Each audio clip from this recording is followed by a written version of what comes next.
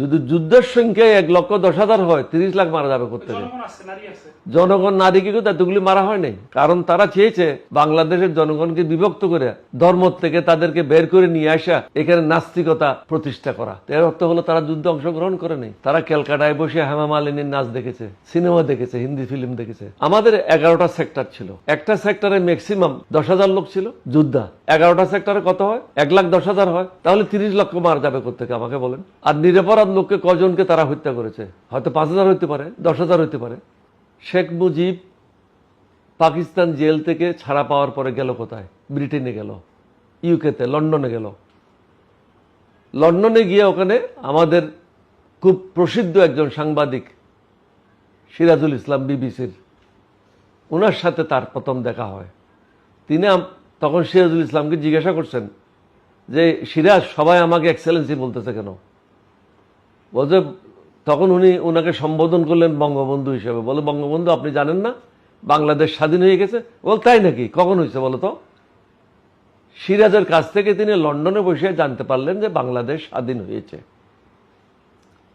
তখন সিরাজের কাছে জিজ্ঞাসা করেছিল, এখানে কি কি হয়েছে বলো। বলছে, শুনেছি 3 লাখের মতো লোক শহীদ হয়েছে। তো 3 লাখকে উনি ইংরেজিতে 3 মিলিয়ন বলে ফেলছিলেন। এটাই সিরাজুল ইসলামের বইতে লেখা আছে।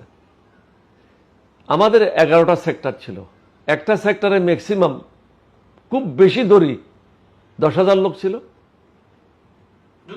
যোদ্ধা। তাহলে 10,000 হলে 11টা সেক্টরে কত হয়? 1,10,000 হয়, তাহলে 30 লক্ষ মারা যাবে কোথেকে আমাকে বলেন। যদি যুদ্ধের সংখ্যায় 1,10,000 হয়, 30 লাখ মারা যাবে কোথেকে? জনগণ, নারীকে কিন্তু এতগুলি মারা হয় নাই।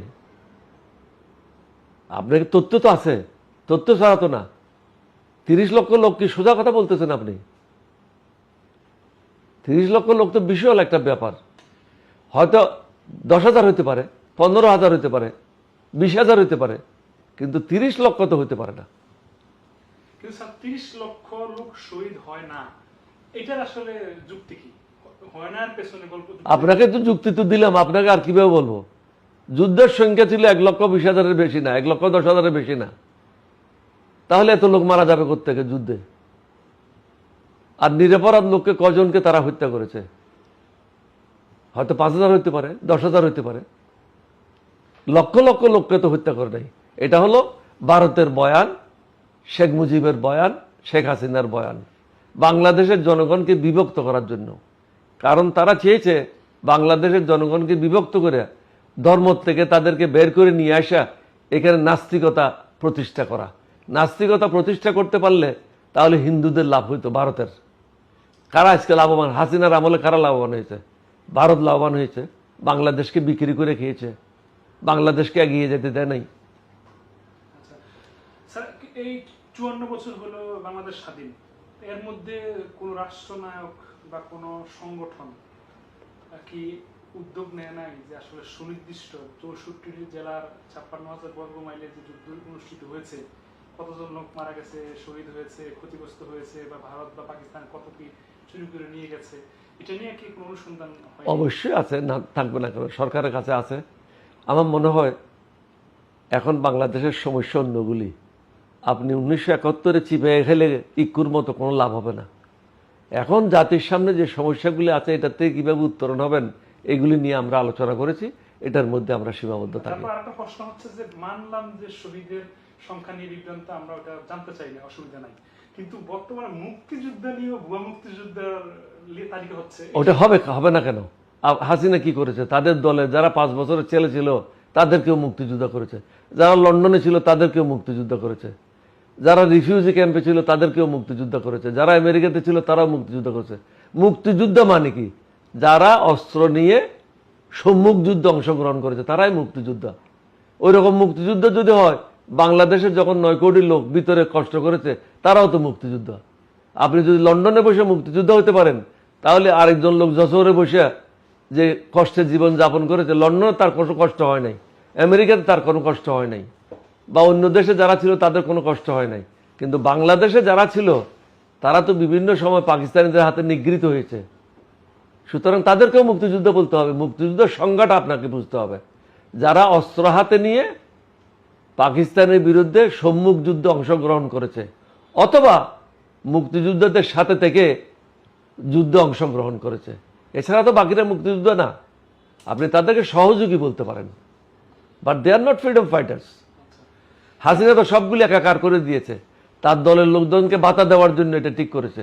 আমি তো মুক্তিযুদ্ধ মন্ত্রী যে আছে তাকে অনুরোধ করেছি, আপনি এগুলো সব কাটশিট করেন, কাটশিট করে 30-40 হাজারের মধ্যে নিয়ে আসেন। জাতির সম্পদ এভাবে নষ্ট করা ঠিক হবে না। গরিব মানুষেরা খাইতে পায় না, আর শেখ মুজিবের সন্তানেরা মুক্তিযোদ্ধা পাতা পাবে, এটা তো ঠিক না। স্যার, আমার প্রশ্নটা যদি ভুল হয় আমি ক্ষমা চেয়ে নিব বা ক্ষমা চাচ্ছি। সেটা হচ্ছে, মুক্তিযুদ্ধের চেতনার দল বলা হয় আওয়ামী লীগকে। তারা দাবি করছে তারা স্বাধীন করছে দেশ, শেখ হাসিনার বাপের দেশ তারা বলছেন, বা আওয়ামী দোষরা বলে যে আওয়ামী লীগের স্বাধীন করছে। কিন্তু আমার প্রশ্নটা হচ্ছে যে এই আওয়ামী লীগের খেতাবপ্রাপ্ত মুক্তিযুদ্ধ নাই কেন? এটা তো উত্তর আপনি দিয়ে দিয়েছেন, আমি আবার উত্তর দেবো কেন? আপনি তো বললেন যে যদি যুদ্ধ করতো তাদের মধ্যে খেতাব প্রাপ্ত থাকতো। খেতাব প্রাপ্ত কেউ নাই তো। এর অর্থ হলো তারা যুদ্ধে অংশগ্রহণ করে নেই। তারা ক্যালকাটায় বসে হেমা মালিনীর নাচ দেখেছে, সিনেমা দেখেছে, হিন্দি ফিল্ম দেখেছে, আমোদ ফুর্তি করেছে। তারা তো যুদ্ধে অংশগ্রহণ করে নেই। তারা তো রর প্ররোচনায় কীভাবে বাংলাদেশে ফিরে এসে রক্ষী বাহিনী করবে, মুজিব বাহিনী করবে, এই ষড়যন্ত্রে লিপ্ত ছিল। রাশিয়াকে তারা ফলো করছিল, কিভাবে ক্ষমতায় দীর্ঘায়িত হবে, কিভাবে ক্ষমতায় টিকে থাকবে, এই পরিকল্পনা তারা করছিল এবং তারা এসে এটা বাস্তবায়নও করছে। মুজিব বাহিনী সৃষ্টি করেছিল, রক্ষী বাহিনী সৃষ্টি করেছিল।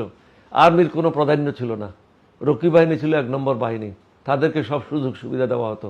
আর্মির অনেক অফিসারকে, অনেক অন্যান্য পদবীর লোকদেরকে রাস্তাঘাটে রক্ষী বাহিনী অত্যাচার করেছে, পিটিয়েছে।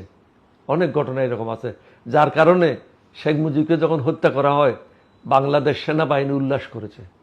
উল্লাস করার পিছনে একটাই কারণ, শেখ মুজিব আমোদ ফুর্তি করেছে, ভারতের দালাল হিসেবে কাজ করেছে, বাংলাদেশের জনগণের পক্ষে কোনো কাজ করে নাই। কারণ তার তো প্রসব বেদনা ছিল না, আমাদের তো প্রসব বেদনা ছিল। 9 মাস আমরা যুদ্ধ করেছি, কষ্টটা কি জিনিস, অস্ত্রের মুখে যাওয়া, গুলির মুখে যাওয়া যে কি কষ্ট, এটা তো শেখ মুজিব বুঝে নাই। সে তো পাকিস্তানের আতিথেয়তা গ্রহণ করে ওখানে মুরগি আর ছাগলের মাংস খেয়েছে। আর হাসিনা, তার যে প্রসব হয়েছে সেটা তো সেনানিবাসে হয়েছে। পাকিস্তান সেনাবাহিনীর সাহায্যে তার ছেলে, তাকে নিয়ে যাওয়া হয় সেনাবাহিনীর হসপিটালে, ওখানেই তো তার বড় ছেলে জয়ের জন্ম হয় এবং পাকিস্তানের কাছ থেকে বাতা পাইতো। আমি একাধিকবার আপনাকেও বলেছি, সবাইকে বলেছি। সুতরাং তারা পাকিস্তানকে গালি দেবে, তাদের মুখে এটা মানায় না, কারণ তাদের ভরণ পোষণ করেছিল পাকিস্তানিরা। তার ছেলে হয়েছে পাকিস্তানের সামরিক হসপিটালে। এটা হলো ভারতের বয়ান। তিনি ভারতের দালাল হিসাবে কাজ করেছেন। তাকে ভারতে প্রশিক্ষণ প্রাপ্ত করে বাংলাদেশে প্রেরণ করা হয়েছিল শহীদ রাষ্ট্রপতি জিয়াউর রহমানকে হত্যা করার জন্য। শহীদ রাষ্ট্রপতি জিয়াউর রহমান যেদিন শাহাদত বরণ করেন, হাসিনা ধরা পড়েছিল কোথায়? আখাউড়া বর্ডারে, সাজদা চৌধুরী সহ 2 জন পলায় যাচ্ছিল ভারতে। তুমি যদি এই হত্যাকাণ্ডের সাথে জড়িয়ে না থাকো তাহলে তুমি ভারতে পলায় যাচ্ছিল কেন?